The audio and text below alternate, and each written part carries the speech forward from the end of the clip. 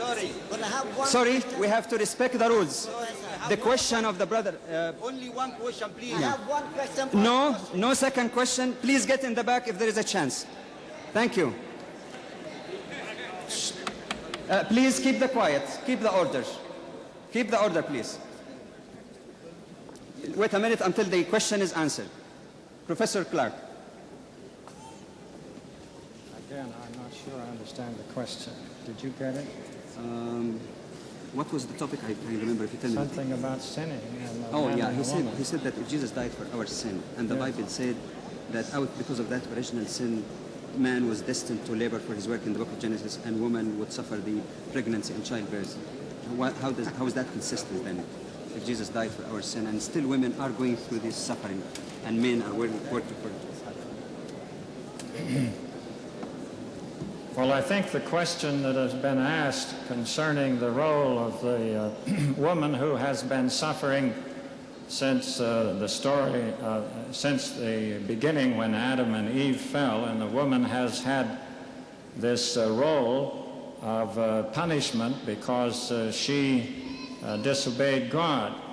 I think that question is very far from our discussion tonight, but in answer to this, we do know that the New Testament teaches that all creation was brought under bondage when man sinned, and that bondage will not be redeemed until the end when Christ redeems the world. I think we'll have entertain one more question because we are running out of time. We have only 4 minutes left. The last one. Bismillahirrahmanirrahim. Everybody has a question that is one sentence, but we have 50 sentences waiting. Go ahead. I like to ask Professor Clark, in the book of Hebrew, chapter 5, verse 7, it says, who in the days of his flesh, when he had offered up prayers and supplication with strong cries and tears unto him, is God, that was able to save him from death, D-E-A-T-H, and was heard in that was he feared.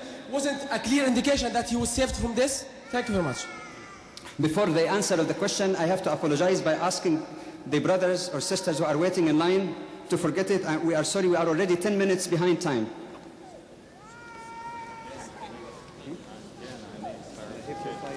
Did you get maybe?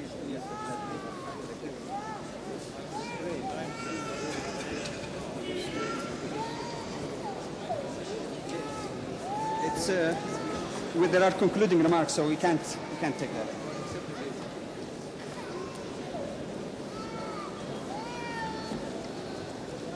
Would you please, could I ask those brothers who are standing here to please be seated? There is no more time. Professor Clark. The Hebrew writer makes it quite clear that Jesus came as a man into the world to live as a man and to learn obedience. And though he was God's prophet in the world and God's son, yet there were things that he had to do common to man, and that he had to learn what it means as a man to have to obey. And in the midst of that, God heard him because of his faithfulness in a human flesh as he was laboring with the temptations and tortures and hatred that he received in the world. And God, of course, heard him because he was faithful in everything which he did. Thank you. We come now to some concluding remarks and announcements. Would you please allow me to continue? Thank you. Tonight, we have already heard two very prominent, very sincere speakers. I know it is July, but when you add the heat of July to the heat generated in this hall, it might get a little bit too much. However, I feel that I am echoing the feeling of the great majority of those who are present, that it is indeed quite useful and beneficial for both Muslims and Christians to get together and to try to understand each other. Muslims and Christians, Muslims and Christians together, with nearly 1 billion more or less followers each, constitute about 40% of world population. It is indeed very strange that we hear about détente between such divergent philosophies as the US and the Soviet Russia. And we never hear as much about badly needed détente between two communities of believers who share something much more significant than those shared by the US and USSR. The belief in the Creator, the belief in the prophets and revelation, in the moral laws, and on the responsibility for our life and in the life hereafter. I do invite the Muslim audience who are here to try sincerely to understand the standpoint of our Christian brethren. They are free, of course, to read the Quran and see what the Quran, the word of Allah, in their belief say about Jesus, but they must also try to understand Christianity from the standpoint and the way Christians understand it. But I'd like also to invite the Christian brothers and sisters sitting with us here to also have a sincere attempt to understand the teachings of Islam from its pristine sources. One scholar once commented that until relatively recently, 95% of the books written about Islam has been written by non-Muslims, mostly missionary or Orientalists. And he addressed, he's a good friend of mine, Reverend Harry Armond, when he quoted this, he addressed the Christian audience and said, what is your feeling as a Christian if 95% of the books written about Christianity are written by Muslims? As such, I hope that the least that can be done would be to refer to the Quran, which is the revelation the Muslim believe is to be the word of God. In fact, there is, can you get me a copy of the Quran?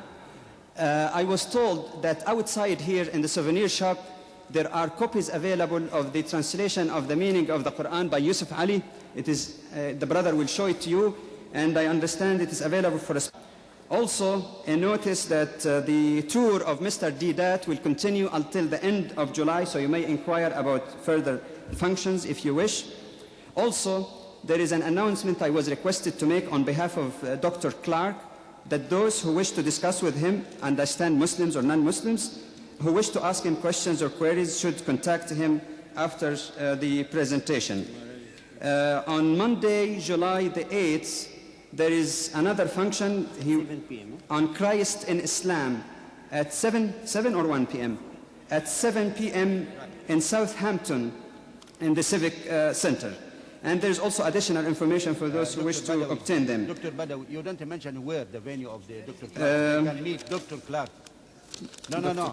Oh, the venue for, yeah, for Dr. Clark, those who wish to meet with him, they can meet in the lower level in the West Arena room below entrance number 1. I wonder if there's any other announcement so that we can conclude. There is tea and coffee. There is tea and coffee so that you can cool down a little bit. And in conclusion, any other announcement? This video, it can be by direct. There are also some videotapes of Mr. Deedat's presentations and dialogues which are available, so you can inquire from the organizers after the meeting. Again, I would like to apologize for the brothers whom I cut off, even though I didn't want to do it. I apologize to all of you. If there is any error, I seek forgiveness of Allah for that. And I thank you most earnestly, as well as our honored speakers, for your patience. Thank you very much. Address.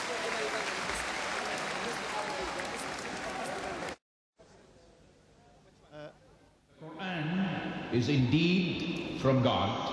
Does it contradict itself in as much as it says, okay. Therefore Jesus was born, he died, and he rose again. The second question, if God... Oh, I'm sorry. The rules...